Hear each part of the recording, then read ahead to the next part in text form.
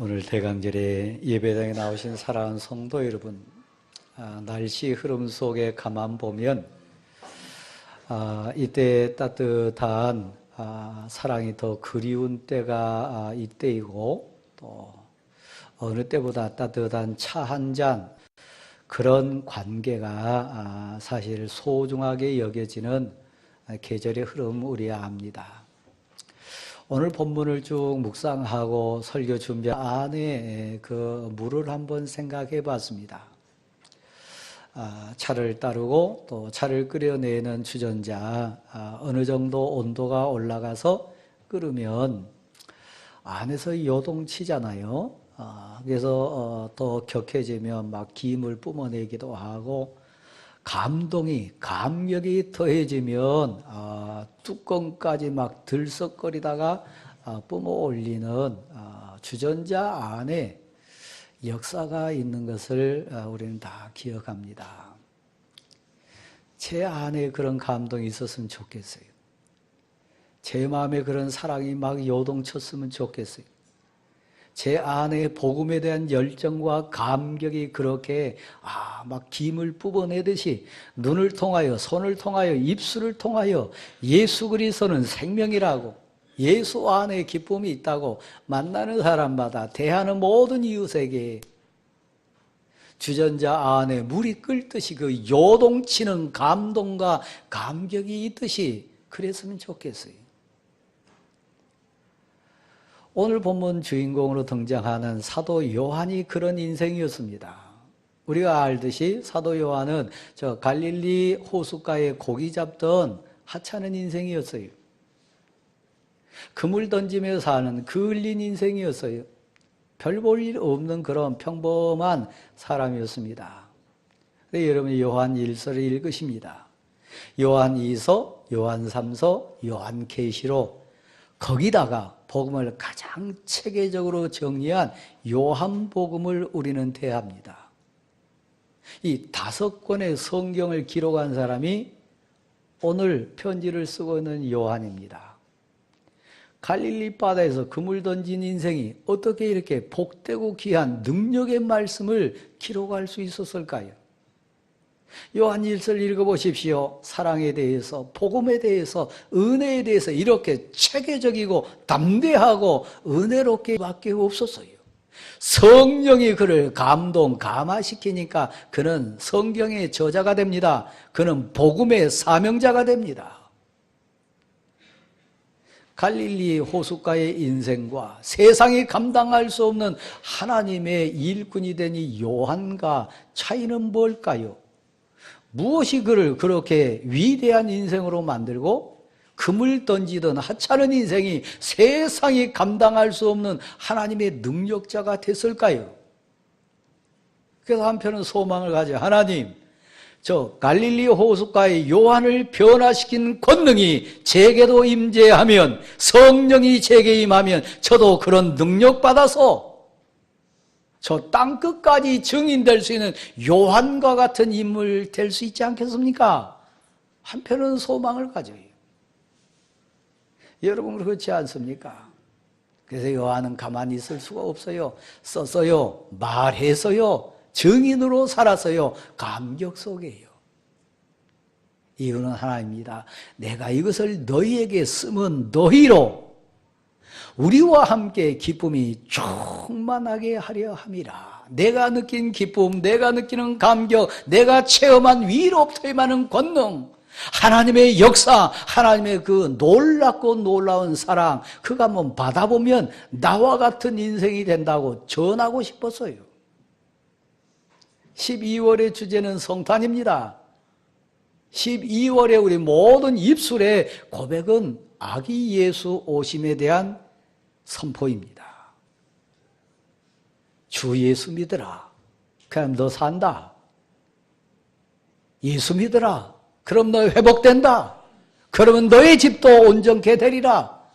너의 가족도 살아나리라. 주 예수를 믿으라. 예수가 생명이고 소망이고 예수 안에 답이 있다. 나 안다. 나 체험했다. 나 현장에 있어노라. 나 그분의 증인이다. 나 봐라. 그리스도의 편지가 되어 그리스도의 향기가 돼가지고 우리가 이웃 앞에 세상 앞에 서야 될 그 주제가 뭐냐 묻는다면 12월의 주제는 성탄이에요. 생명이에요. 복음이에요.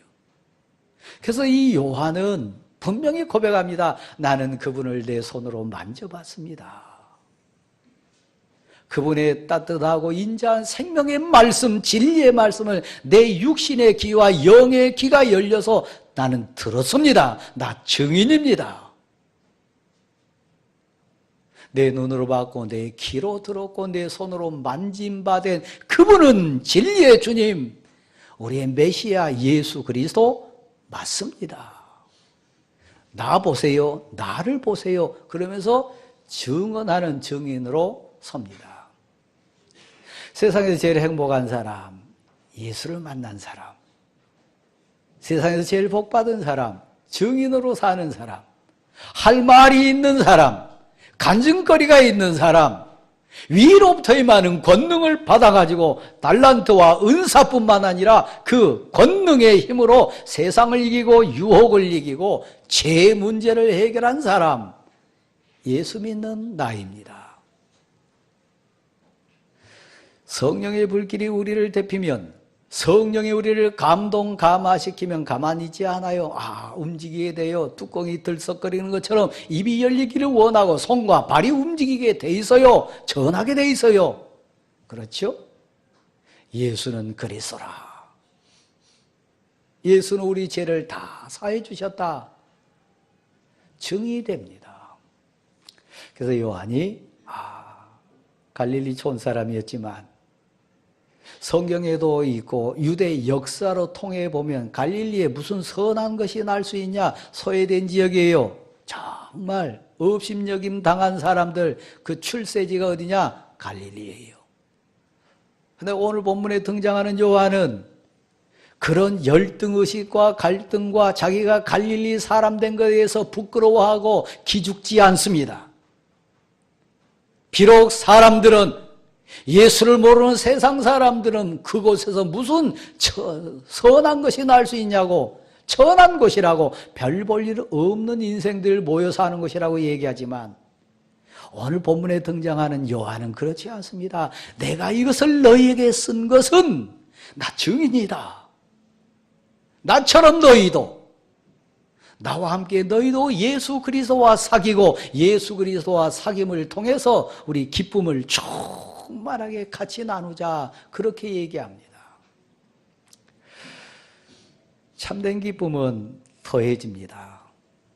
참된 복은 더함의 은혜가 있습니다. 저와 오늘 이 자리에 앉은 우리 대왕교회 성도 여러분은 우리 사역, 우리 삶, 우리 교회가 받은 은혜를 자연스럽게 얘기하면 다른 사람들은 자랑이라 그럽니다. 그렇죠? 우리는 여기서 멈출 인생이 아닙니다.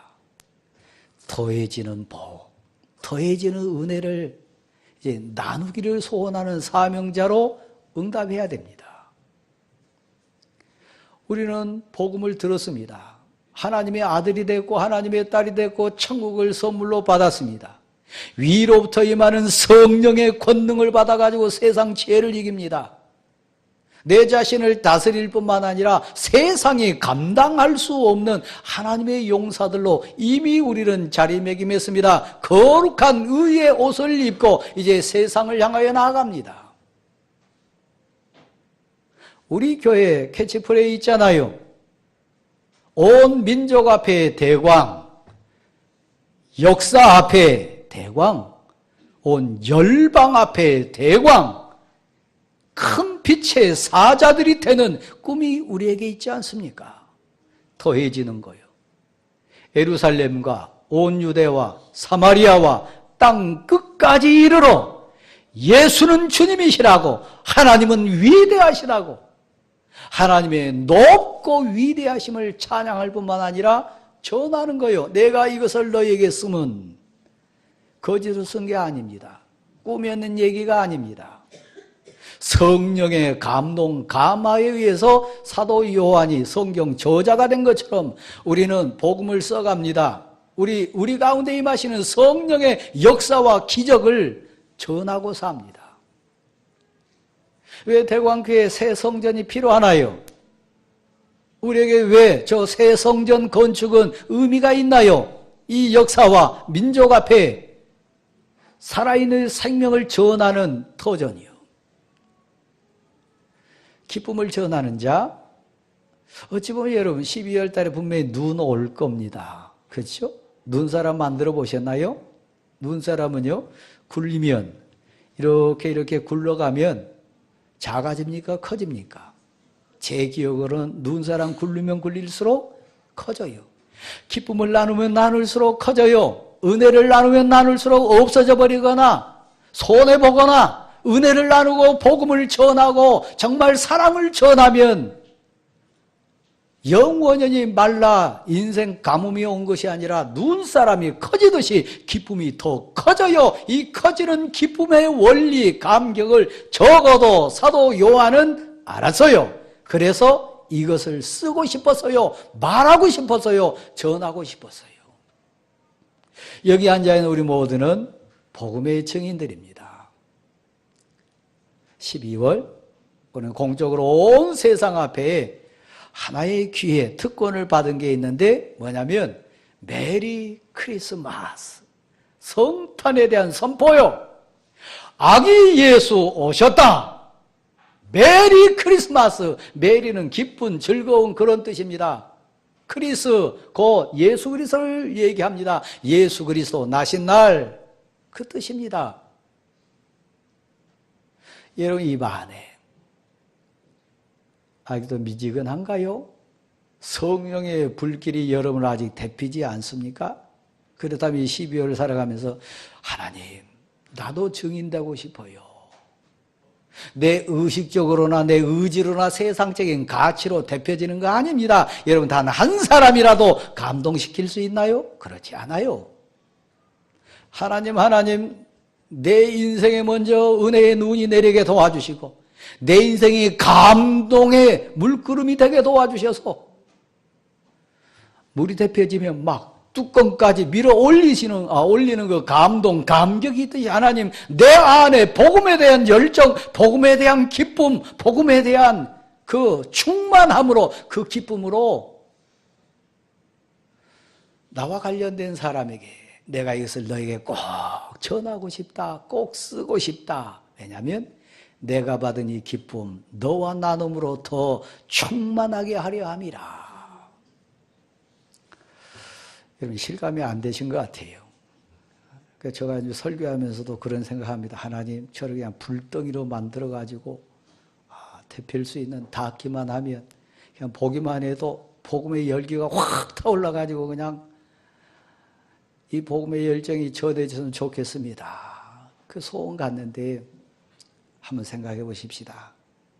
여러분 그런 의미에서 이 기쁨을 전하는 게 뭔가, 이 복음을 전한다고 하는 게 뭐고, 이 나눈다고 하는 게 뭔가 한번 우리 생각해 보기를 원해요. 그래서 먼저 두 곳 제가 모시고 가고 싶은데, 첫 번째 구약 성경을 한번 모시고 가고 싶어요. 지난주에도 제가 잠깐 언급했습니다만은 열왕기하 5장을 읽어보면 하나님의 사람 엘리사 사역 옆에서 이렇게 지켜보다가 하나님의 은혜를 파는 자가 있었어요. 선지자를 파는 자가 있었어요. 거룩한 하나님의 은혜를 돈하고 바꾸려고 하는 어리석은 자가 있어서요. 게하시라고 하는 엘리사의 시종입니다. 엘리사는 그에게 엄히 꾸짖었습니다. 지금이 어찌 은을 구하고 옷을 구할 때냐. 너가 어찌하여 하나님의 은혜를 도둑질하고 선지자를 팔고 신앙을 팔아가지고 은을 구하고 옷을 구할 때냐. 저 나만 장군에게 임했던 나병이 너에게 그대로 임하리라. 하나님의 책망을 선포하는 장면이 나옵니다. 그래서 여러분, 엘리사의 시종되었던 게하시 은혜가 뭔지 알았어요. 하나님이 어떻게 역사하는지 알았어요. 적어도 여러분 성경이 있다가 보면 사마리아 성이, 도단 성이 온전히 포위당했을 때 두렵고 떨려가지고 선지자여 무섭습니다. 이제 우리 죽게 되었습니다. 그렇게 덜덜 떨었을 때 엘리사 선지자가 기도해서 하나님 이 시종의 눈을 열어주십시오. 믿음의 눈을 열어가지고 보게 해주십시오. 너무 겁내하고 무서워하고 저 눈에 보이는 아람 군대 때문에 지금 정신줄을 놓고 있는데 하나님 이에 믿음의 눈을 좀 열어주세요. 기도했더니 믿음의 눈이 열렸어요. 여러분 아시잖아요? 어떤 현장이 있었어요? 분명해요. 도단성이 포위당했어요. 아람 군대가 많았어요. 근데 그 뒤편에 하나님의 천군 천사로 오히려 아람 군대를 포위하고 있는 하나님의 군사 군병들을 믿음의 눈으로 봤어요. 누가 봤다고요? 게하시가 봤어요. 그런 은혜를 체험한 사람입니다. 여기 앉아있는 우리 모습이요. 예수를 들어봤습니다. 교회의 정체성을 압니다. 신앙의 능력이 뭔지 압니다. 위로부터 임하는 권능이 어떤 의미인지 적어도 찬양대 가운을 입고 있는 우리 찬양대원들은 알아요. 설교하는 저는 알아요. 그런데 게하시가 하나님을 팔고 은혜를 팔고 선지자 이름 팔아가지고 은을 구하고 옷을 구하는 타락의 길로 떨어집니다. 그 얘기가 5장 말미에 등장했어요. 엘리사와 사역했던 그 시대의 영적인 상태는 제가 설교하는 우리가 예배드리는 서울 시내의 영적인 상태와 별반 다르지 않을 것 같아요. 그런 가운데 살아가는 여러분은 어찌 보면 게하시와 같은 유혹이 정말 많겠다. 악차하면 게하시와 같이 하나님의 책망 속에 더 무서운 벌 받을 수 있겠다. 경각심을 느껴요. 그래서 설교하는 목사로서 책임성이 있고요. 두려워요. 무서워요. 신앙생활 바르게 하지 못하는 우리 대광교회 성도들이 있다면 엘리사 앞에 있는 게하시와 같이 하나님의 저주거리가 되겠다. 그런 무서움도 느껴요. 특별히 은혜를 알고 성령을 맛보고 하나님의 권능이 뭔지 아는 직분자들은 더 그렇습니다. 그래서 목사에게 눈물이 있는 게 아니겠습니까? 여러분 한번 생각해 보십시다. 그래서 6장 내용으로 갑니다. 하나님이 7년간 이스라엘의 서울은 사마리아입니다. 온 나라에 7년 동안 흉년을 줬어요. 가뭄이 극심했어요. 거기다가 이스라엘의 엎친 데 덮친 격으로 이스라엘이 약하니까 힘이 없으니까 옆에 있는 아람이 쳐들어와가지고 이 사마리아 성을 뺑 포위를 해가지고요. 곡식을 구할 수가 없어서요. 굶어 죽어갑니다. 너무너무 처참해요. 어느 날 왕 앞에 두 여인이 왔습니다. 그래서 얘기해요. 왕이요, 이 여자 좀 어떻게 처리해 주십시오. 무슨 일이냐 물었더니 왕도 아시지 않습니까? 우리가 너무 배고픕니다. 너무 죽겠습니다.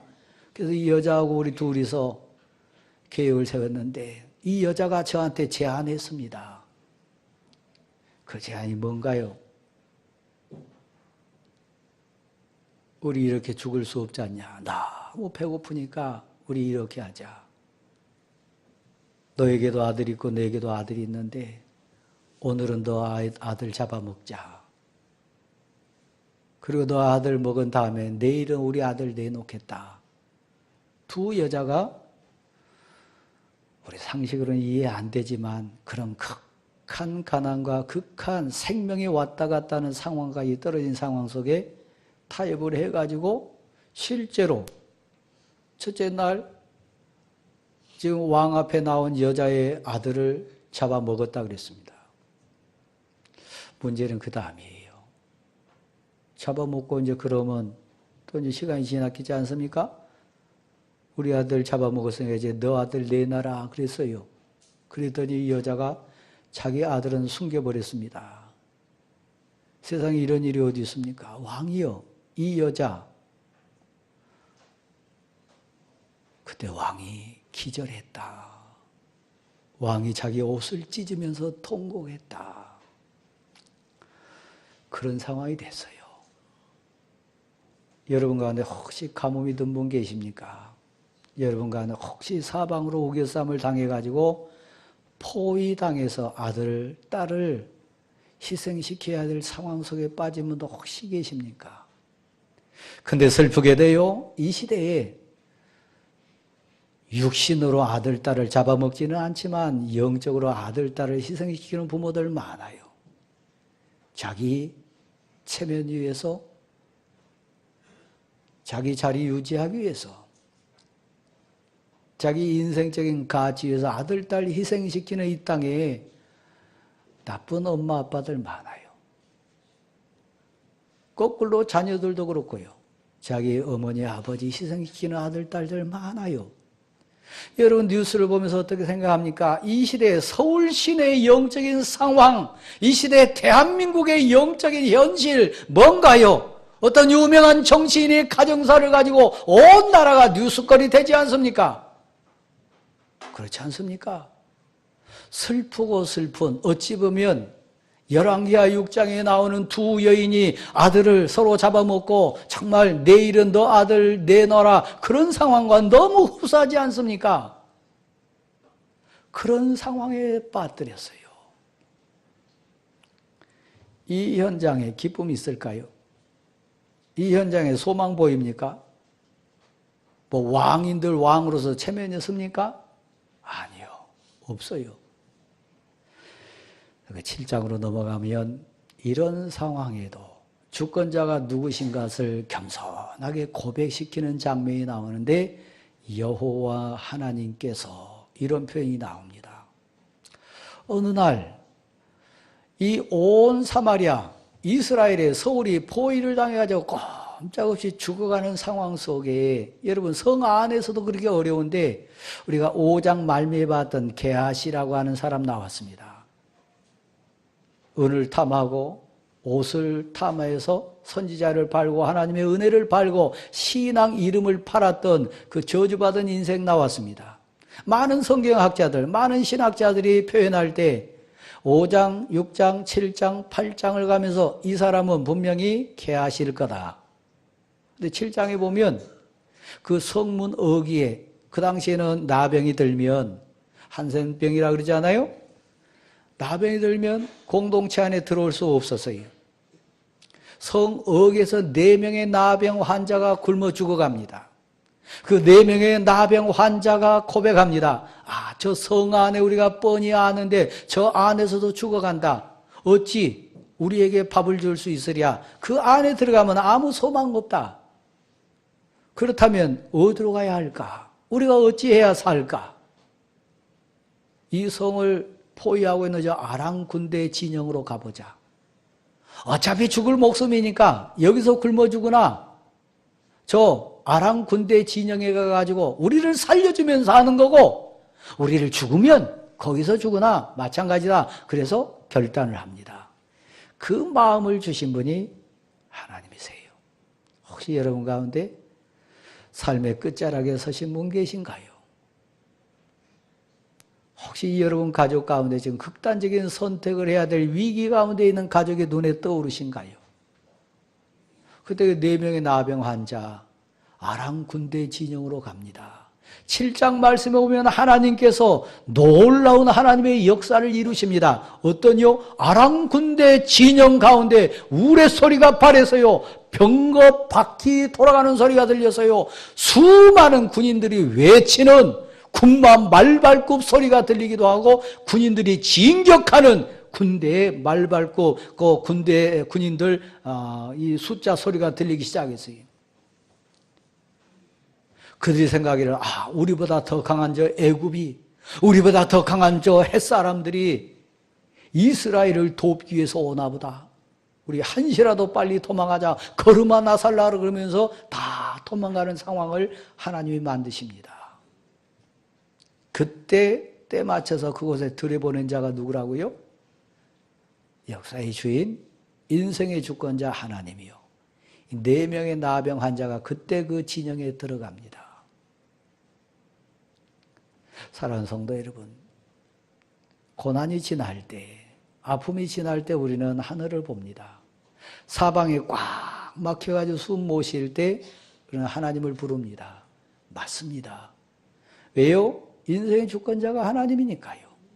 방법은 다른 데 있지 않으니까요. 그래서 이 4명의 나병 환자가 가서 어느 텐트에 들어갔습니다. 보니까 그들이 먹고 남은 수많은 음식들, 온갖 귀한 것들이 가득했어요. 하나님이 준비해 놓고 계셨어요.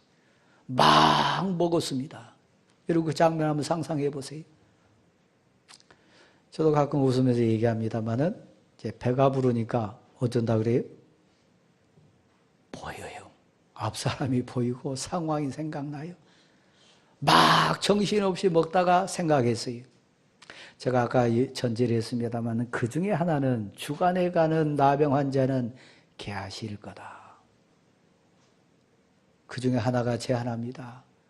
여기는 이렇게 풍족하고 가득한데 저 사마리아 성은 지금도 이 아람 군대가 둘러싸고 있는 줄 알고 죽어가고 있다. 이 풍성함, 이 가득함, 이 좋은 것 우리가 취하고 있는데 우리가 지금 침묵하고 있도다. 이건 좋은 소식인데 저 죽어가는 사마리아 사람들에게 이것을 알려야 되지 않겠냐? 이것을 전하는 것이 우리의 사명이지 않겠냐? 하나님이 그 마음 넣어주셨겠지요? 지금 우리가 침묵하고 있도다. 여기 오면 저들이 사는데 여기는 생명의 양식이 있는데 지금 굶어 죽어가고 있도다. 이 얘기를 전해주자. 왕궁에 가서 전하자. 결단을 하고 4사람이 갑니다. 여러분, 우리는 복음을 들었습니다. 우리는 생명 양식을 받았습니다. 기쁨이 뭔지 은혜가 뭔지 하나님의 사랑이 뭔지 우리 배부르게 먹었습니다. 영의 양식 먹었습니다. 혹시 침묵하고 있지는 않으시나요? 지금 침묵하고 있으면 이것은 죄라. 우리가 가서 전하자. 죽어가는 저들을 살리기 위하여 우리가 전하러 가자. 그래서 그 다음 장면 보면 이스라엘이 살아납니다. 8장으로 넘어갑니다. 그 8장에 보면 희한한 장면이 하나 나와요. 5장에서 나병 환자가 되었던 게하시, 그 이름이 8장의 왕 옆에서 7년간 흉년에 피했다가 하나님의 은혜 가운데 돌아온 수냄 여자를 앞에 놓고 저 여인이 누구냐? 저 여인이 어떻게 살았고 저 여인이 경험한 은혜가 뭐냐? 혹시 너희 가운데 아는 자가 있느냐? 그 왕 옆에서 그 여인에 대해 소개한 자가 있어요. 그 왕 옆에서 그 시대 흐름을 이렇게 은혜를 증거하고 있는 자가 있어요. 누구라고요? 거기는 분명히 8장 4절에 기록이 되어 있습니다. 그는 게하시라. 6장을 거치고 7장을 거치면서 하나님의 사명, 은혜를 팔고 하나님의 이름을 팔고 선지자를 팔아가지고 죄짓다가 나병이 걸렸던 그가 사명 감당함으로 회복되었던 역사를 어찌 나병 환자가 왕 옆에 앉아 있을 수 있습니까? 회복됐다고 하는 걸 얘기합니다. 사명 감당하는 자에게 하나님의 새로운 은혜가 임한 줄 믿으시기를 바랍니다. 그렇습니다. 이 게하시가 담대하게 얘기해요.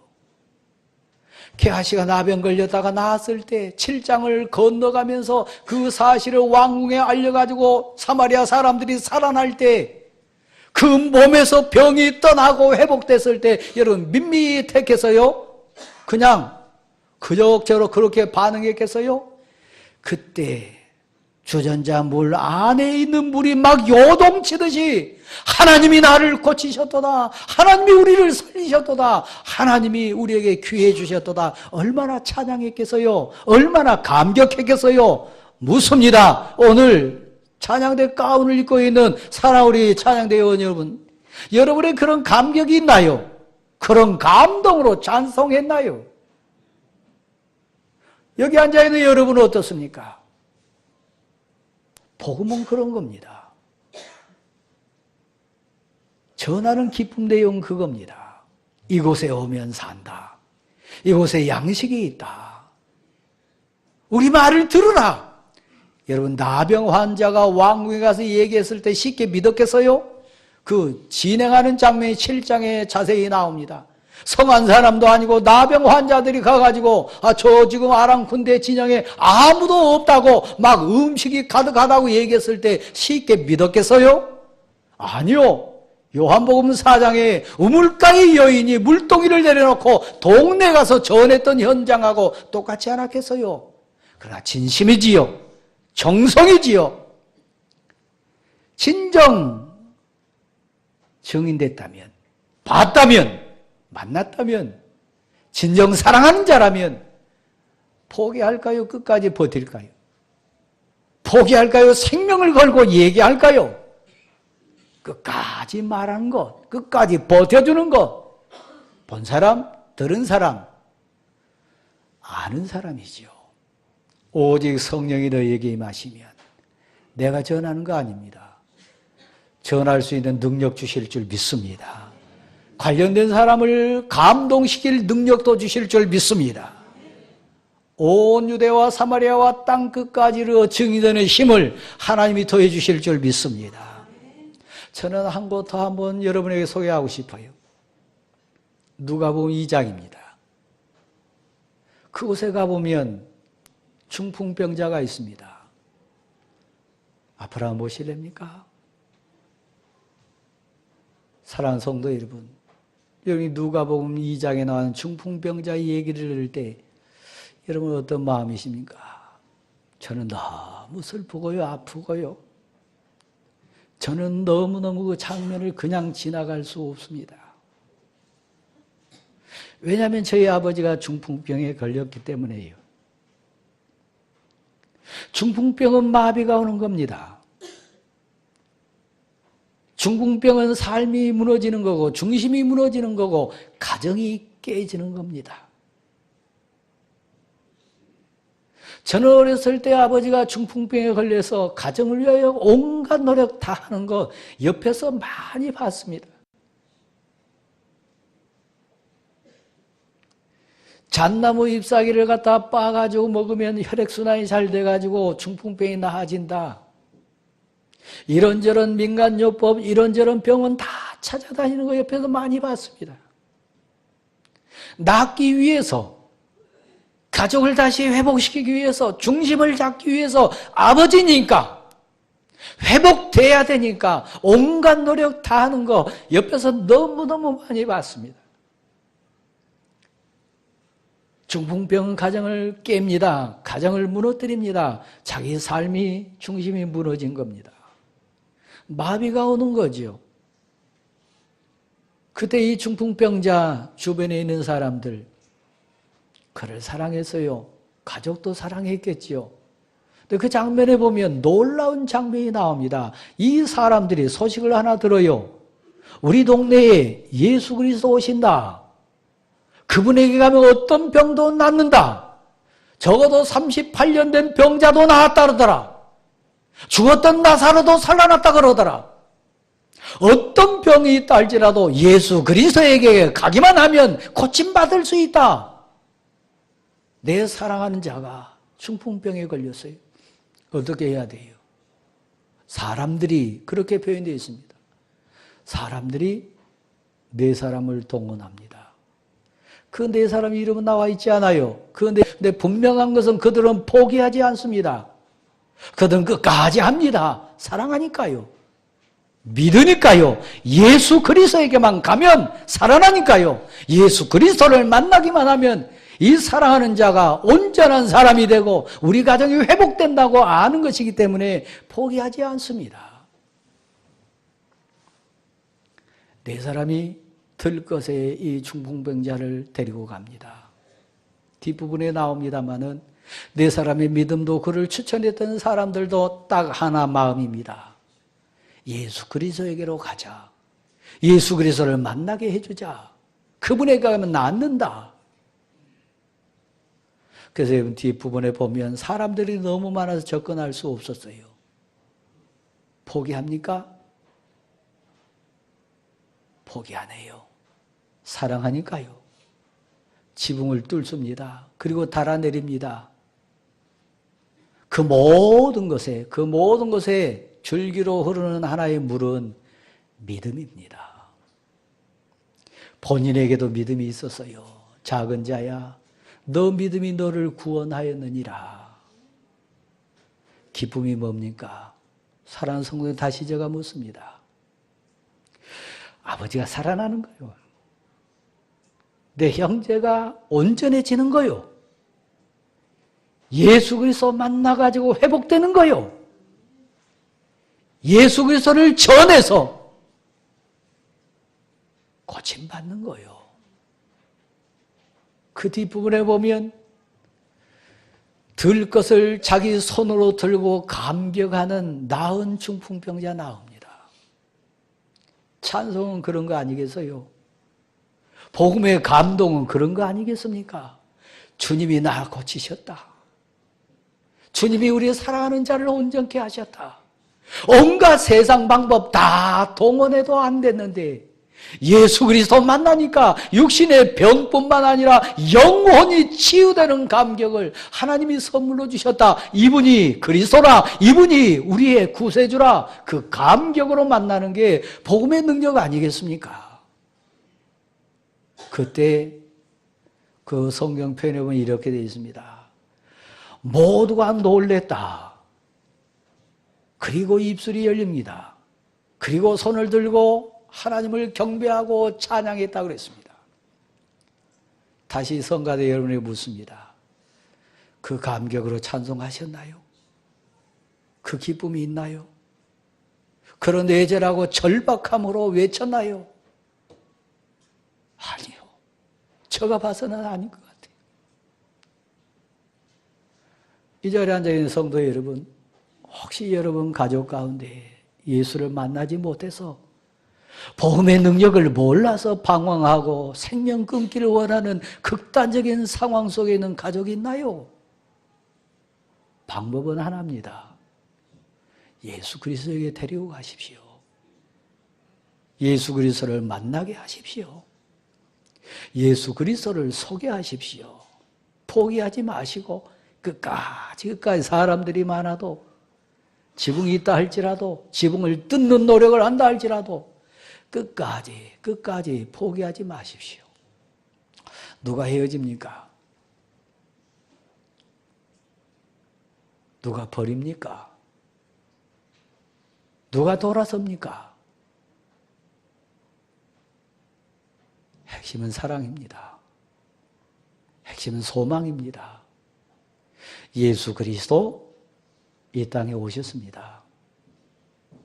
예수 그리스도 우리의 주님이십니다. 예수님 오면 모든 사람들이 놀라가지고 찬양하고 경배하는 하나님께 영광을 돌리는 그 현장, 성탄의 의미입니다. 아기 예수 오셨습니다. 주 예수여 오시옵소서.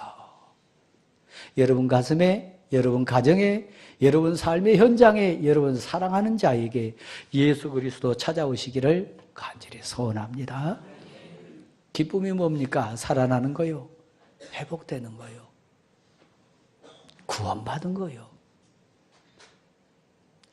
예수 그리스도는 우리의 소망이십니다. 이것을 전하는 여러분 되기를 소원합니다. 저도 제일 어색한 순간이 있을 때가 있습니다. 언제냐면 마주 앉아 있는데 자리는 같이 하고 있는데 할 말이 없을 때가 있어요. 멀뚱멀뚱 쳐다보기도 뭐하고 할 말이 없을 때 굉장히 어색합니다. 12월을 살아가는 성도 여러분, 아브라함 보시렵니까? 제게도 여러분에게도 할 말이 있어요. 저에게도 여러분에게도 분명한 고백이 있어요. 주 예수 믿어라. 그러면 너 산다. 예수 믿자. 그러면 너 행복해진다. 예수 믿어라. 그러면 너 집 문제 해결된다. 주 예수를 믿어라. 그래야면 너와 너의 집이 구원을 얻으리라.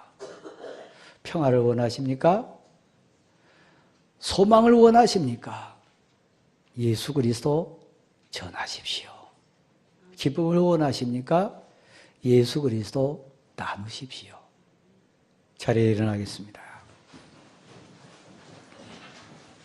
458장입니다.